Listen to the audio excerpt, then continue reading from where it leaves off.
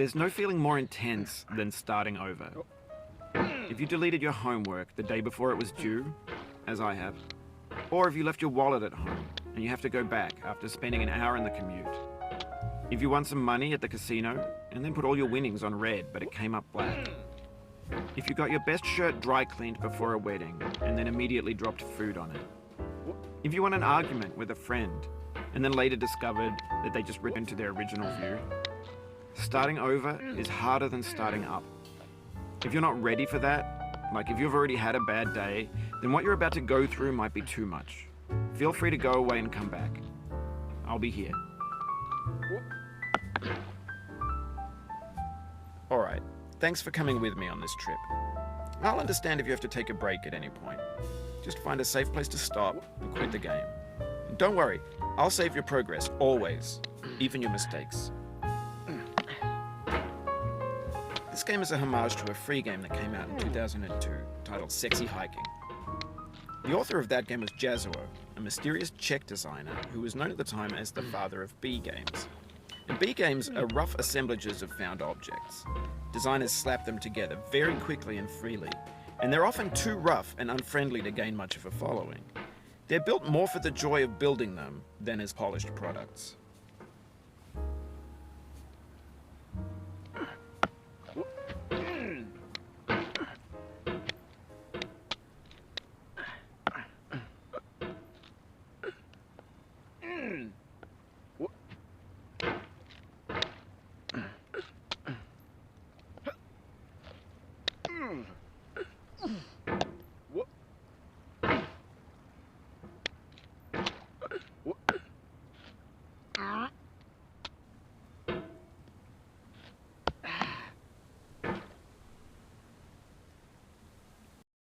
Oh my God! Wow! Oh my God! In a certain way, Sexy Hiking is the perfect embodiment of a B game. It's built almost entirely out of found and recycled parts, and it's one of the most unusual and unfriendly games of its time.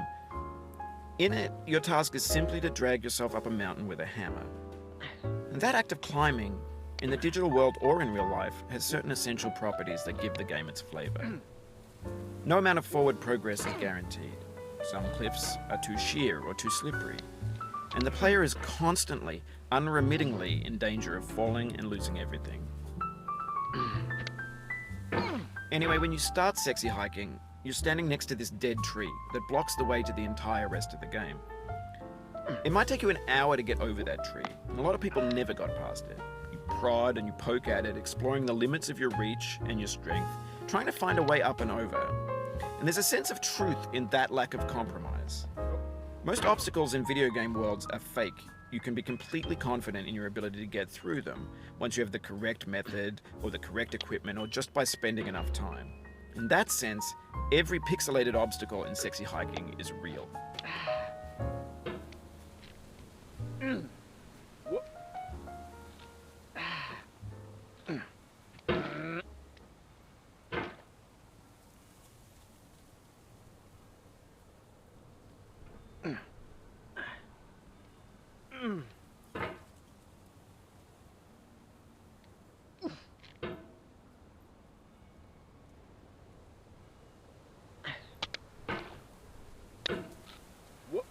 The obstacles in Sexy Hiking are unyielding, and that makes the game uniquely frustrating.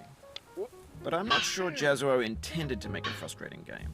The frustration is just essential to the act of climbing, and it's authentic to the process of building a game about climbing. A funny thing happened to me as I was building this mountain. I'd have an idea for a new obstacle, I'd build it, test it, and it would usually turn out to be unreasonably hard. But I couldn't bring myself to make it easier. It already felt like my inability to get past the new obstacle was my fault as a player rather than as a builder. Imaginary mountains build themselves from our efforts to climb them, and it's our repeated attempts to reach the summit that turns those mountains into something real.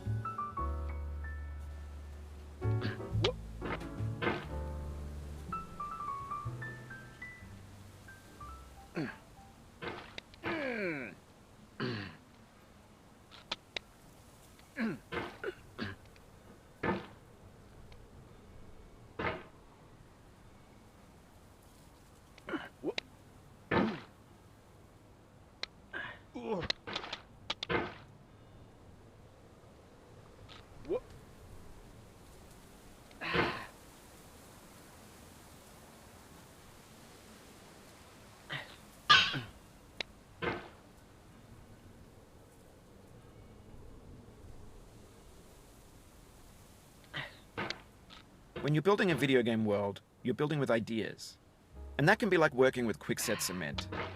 You mold your ideas into a certain shape that can be played with, and in the process of playing with them, they begin to harden and set until they're immutable, like rock. And at that point, you can't change the world. Này, bố mình nhịn được lâu lắm rồi đấy nhá. Not without breaking it into pieces and starting fresh with new ideas.